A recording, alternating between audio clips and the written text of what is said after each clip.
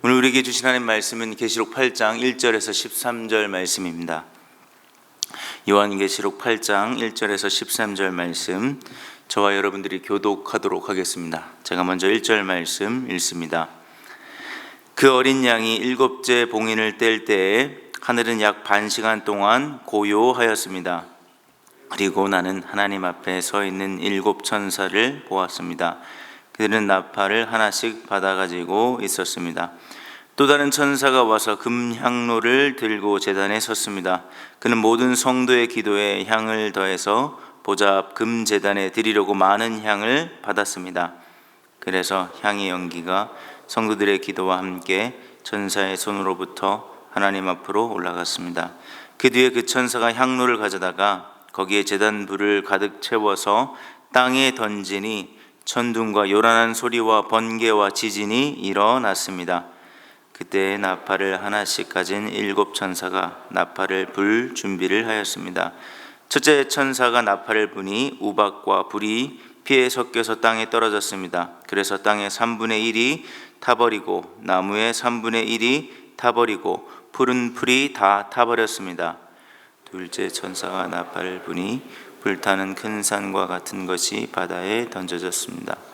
그래서 바다의 3분의 1이 피가 되고 바다에 사는 생명이 있는 피조물들의 3분의 1이 죽고 배들의 3분의 1이 부서졌습니다. 셋째 천사가 나팔을 부니 큰 별 하나가 횃불처럼 타면서 하늘에서 떨어져서 강들의 3분의 1과 샘물들 위에 덮쳤습니다. 그 별의 이름은 쑥이라고 합니다. 그래서 물의 3분의 1이 쑥이 되고 많은 사람이 그 물을 마시고 죽었습니다. 그 물이 쓴물로 변하였기 때문입니다. 해의 3분의 1과 달의 3분의 1과 별들의 3분의 1이 타격을 입어서 그것의 3분의 1이 어두워지고 낮의 3분의 1이 빛을 잃고 밤도 역시 그렇게 함께 읽겠습니다. 그리고 내가 보고 들으니 날아가는 독수리 한 마리가 하늘 한가운데로 날면서 큰 소리로 외쳤습니다. 화가 있다, 화가 있다.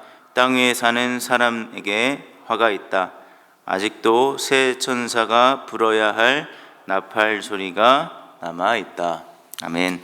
오늘은 7 나팔 재앙과 성도의 기도라는 제목으로 말씀을 잠깐 나누도록 하겠습니다. 오늘 말씀은 7 나팔 재앙에 관한 이야기인데요. 7 나팔은 하나님의 심판의 시작을 알려주는 일종의 신호와 같은 역할을 지금 본문에서 하고 있습니다. 1절에 보면 어린 양으로 등장하시는 주님께서 7째 봉인을 뗄 때에 바로 무엇이 일어난 것이 아니라 하늘이 반 시간쯤 고요합니다. 마치 이런 거죠. 중요한 대화를 나누고 있다가 마치 상대가 뭔가 이야기하기 전에 갑자기 침묵하면 엄청난 긴장감이 고조되지 않겠습니까?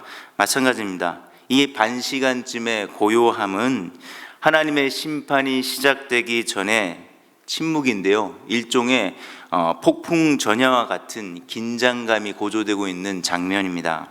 8장은 7 나팔 중에 4개의 나팔이 등장하는데요. 그 나팔이 불면서 어떤 식의 심판이 일어나는 것이 6절 이하의 내용으로 상세하게 기록되어 있습니다. 6절 이하를 우리가 읽었지만 보시면 각 나팔이 불 때 하나님의 심판이 시작되는데요. 그 대상이 땅, 식물, 바다, 강물, 사람, 해, 달, 별입니다. 한마디로 사람뿐만이 아니라 자연을 포함해서 모든 피조물에 대한 하나님의 심판을 보여주고 있습니다. 이처럼 하나님은요, 죄로 인해 망가지고 단순히 망가진 것뿐만이 아니라 악해진 이 세상을 하나님의 성품인 공의로 이 세상을 다스리고 계심을 우리가 확인할 수 있는 것이죠. 근데 오늘 본문에서 주목해야 할 점은 이것입니다. 이러한 하나님의 심판, 특별히 오늘 본문에서는 7 나팔을 통한 하나님의 심판이 지금 언제 시작되고 있습니까? 오늘 본문에서 이 하나님의 심판이 언제 시작되고 있는 것이죠? 4, 5절을 보시면요, 금향로를 가지고 제단에 불을 담아 땅에 쏟을 때 천둥과 요란한 소리와 번개와 지진이 일어난다라고 이야기하고 있죠. 금향로 안에는 뭐가 들어 있습니까? 다 알고 계시죠? 표정으로는 다 알고 계신 것처럼 얘기하시는데, 금향로 안에는 모든 성도의 기도가 들어있다라고 말씀합니다. 즉 이 하나님의 심판이요, 혼자 하나님께서 나 이제 심판할 거야 하고 있는 것이 아니라, 오늘 이 장면에서 우리가 독특하게 확인할 수 있는 것은 하나님의 심판이 모든 성도의 기도를 통해서 시작되고 있다는 사실이에요. 놀랍게도 성도들의 기도가, 우리의 기도가요, 하나님의 심판과 매우 긴밀하게 연결되어 있다라는 사실을 알려주는 장면이라고요. 우리는요, 오늘 기도하러 왔습니다. 무엇을 기도하러 오셨습니까? 여러 이유가 있고 여러 기도 제목이 있고 여러 내용들이 있을 겁니다. 그러나 그 중에 하나는 우린 기도를 통해서 위로받기를 원하죠. 무엇이 그래서 해결되고 우리가 간절히 구하는 것이 구해져서 위로받는 것, 그것도 위로입니다. 그러나 참된 위로는 하나님의 공의가 내 삶과 이 세상에 온전히 드러나는 것이에요. 우리의 참된 위로, 우리가 바라봐야 할 위로는 하나님의 공의가 온전히 전혀 미치지 않는 영역 하나도 없이 죄로 인해 모든 영역이 망가지고 악해졌지만 하나님의 공의로 그 모든 것들이 회복될 때 우린 거기서 비로소 참된 위로를 받게 되는 것입니다. 그러니 우리가 오늘 이 시간 공통으로 기도할 제목은 이것입니다. 하나님의 공의가 속히 내 삶 가운데, 대한민국 가운데, 세상 가운데 이루어지게 하여 주시옵소서. 이렇게 기도하면 뭐가 나아지나요? 제가 이렇게 기도한다고 뭐가 바뀔까요? 저는 아무 힘도 없는데요 하실지 모르겠어요. 그래서 오늘 말씀이 있는 것 아니겠습니까? 우리의 기도는 별 볼 일 없는 것이 아니다 라고 말씀합니다. 하나님은요, 저와 여러분들의 기도와 함께 이 세상을 지금도, 그리고 마지막 날에 공의로 이 세상을 완성하시고 다스리시기 때문입니다. 우리의 기도가, 저와 여러분들의 기도가 아무도 안 들어줄 것 같고 하나마나일 것 같은 생각이 문득 들지 모르겠지만, 우리의 기도가 세상에 분명한 영향을 미치고 있다는 사실을 잊지 않고 오늘도 잠시라도 마음을 담아 기도의 자리에 함께 나아갈 수 있었으면 좋겠습니다.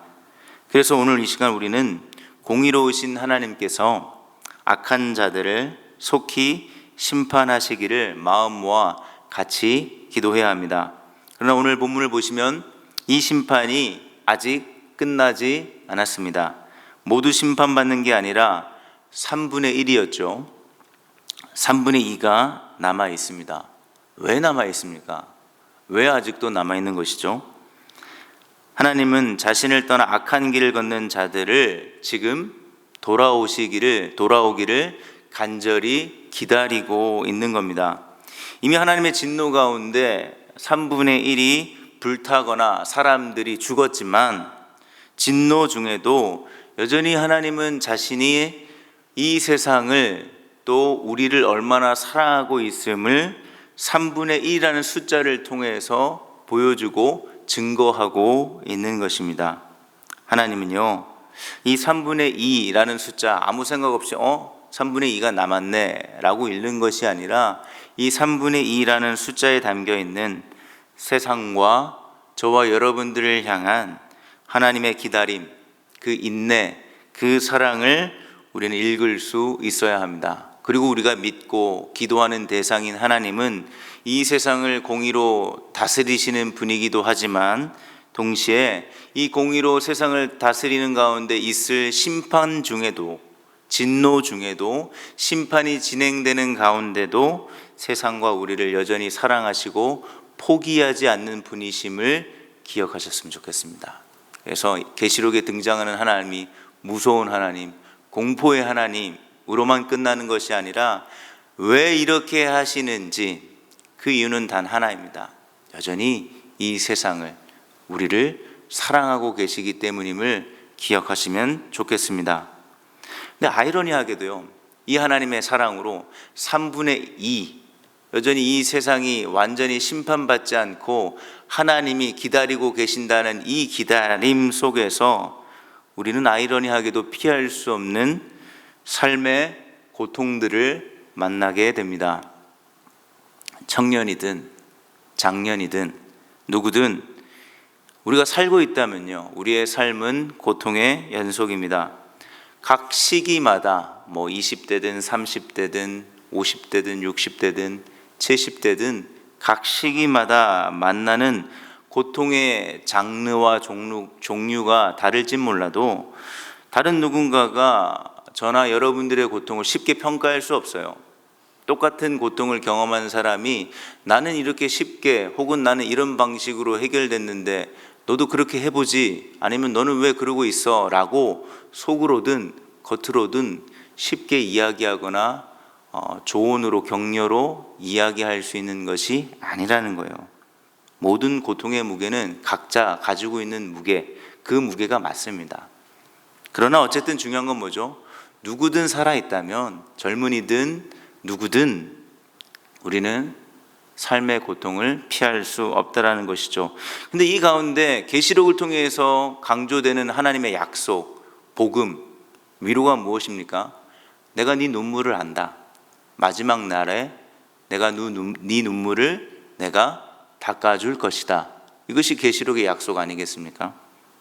오늘도 우리는 각자의 자리에서 눈물이 마르지 않는 고통을 마주하고 있습니다. 힘겨울 때도 있죠.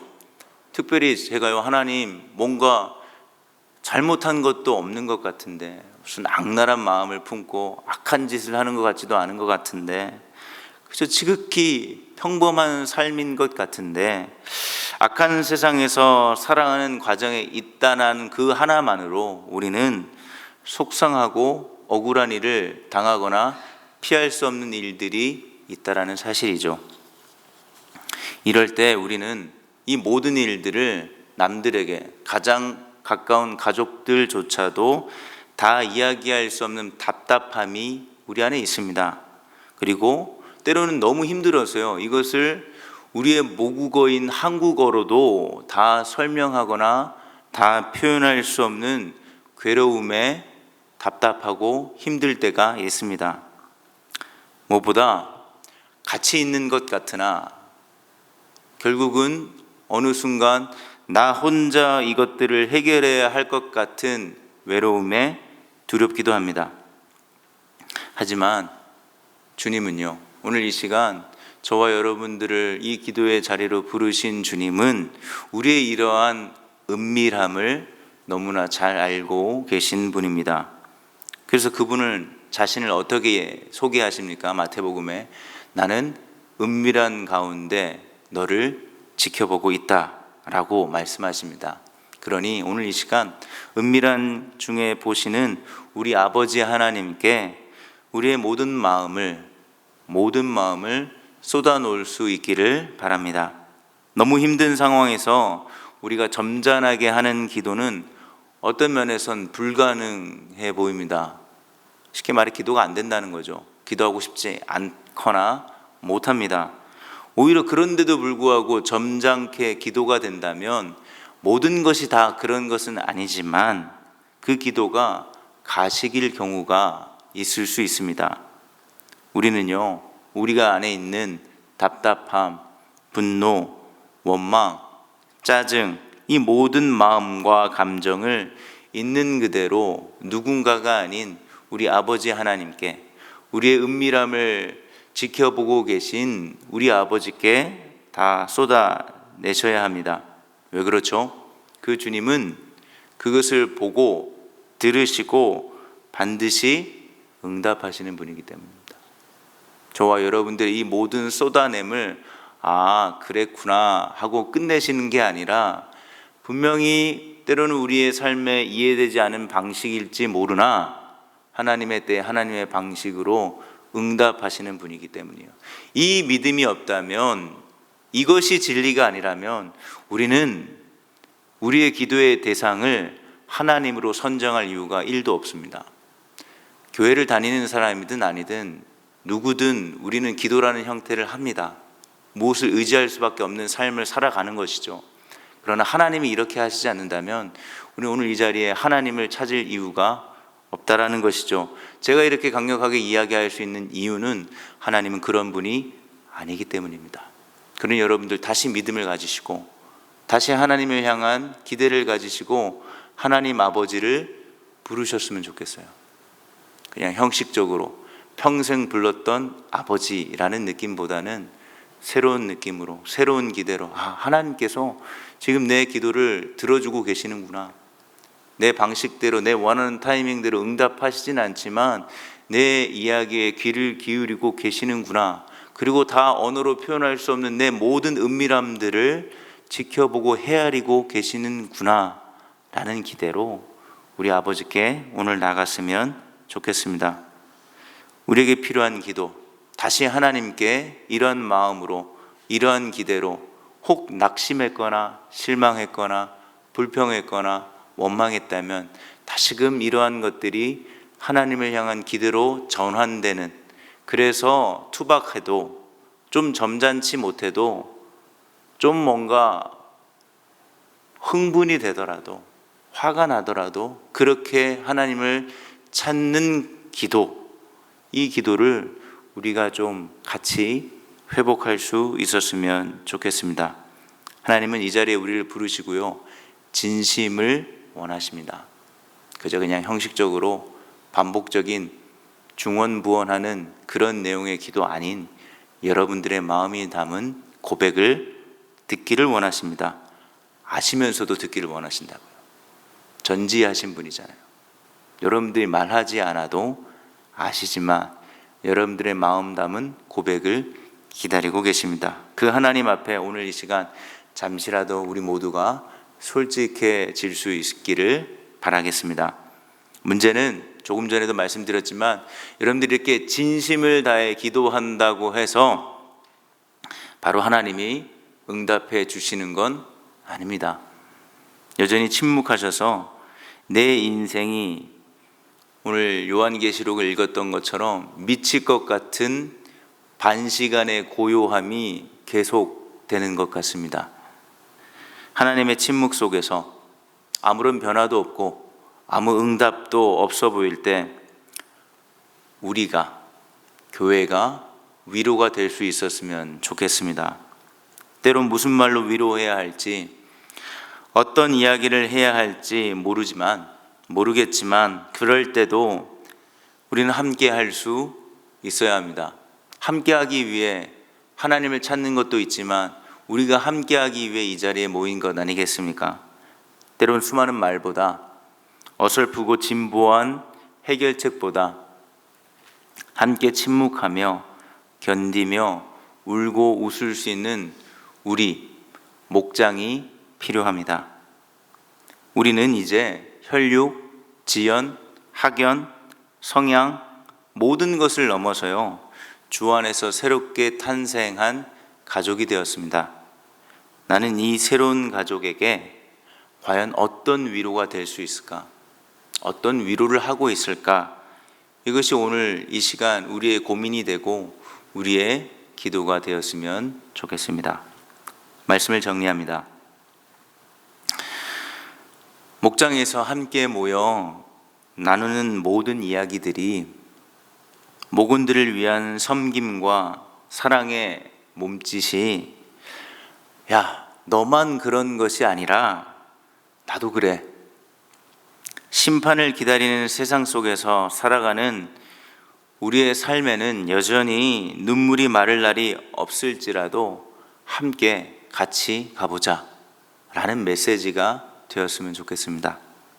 이 메시지가 우리 안에 좀 많았으면 좋겠습니다. 여전히 이 땅에 산다는 것은 눈물의 연속입니다. 그래서 우리는 하나님께 호소합니다.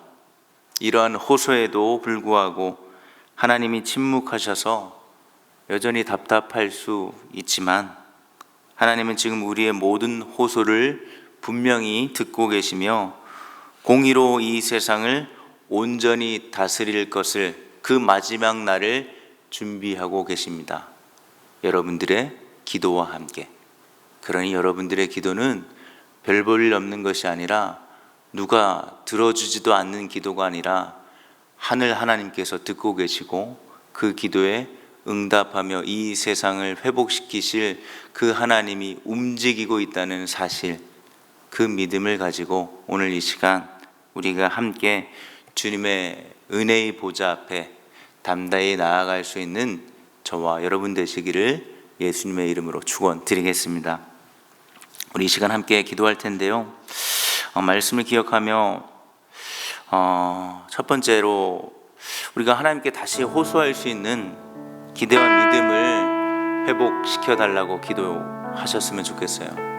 다른 무엇을 기대하고 다른 어떤 대상에게 호소하는 것이 아니라 우리 하나님께 그러한 기대를 가지고 우리가 호소할 때 동시에 하나님의 공의로 이 세상을 온전히 다스리시고 온전히 회복시키시고 그 마지막 날을 눈물 가운데 우리가 함께 기다리게 하여 주시옵소서.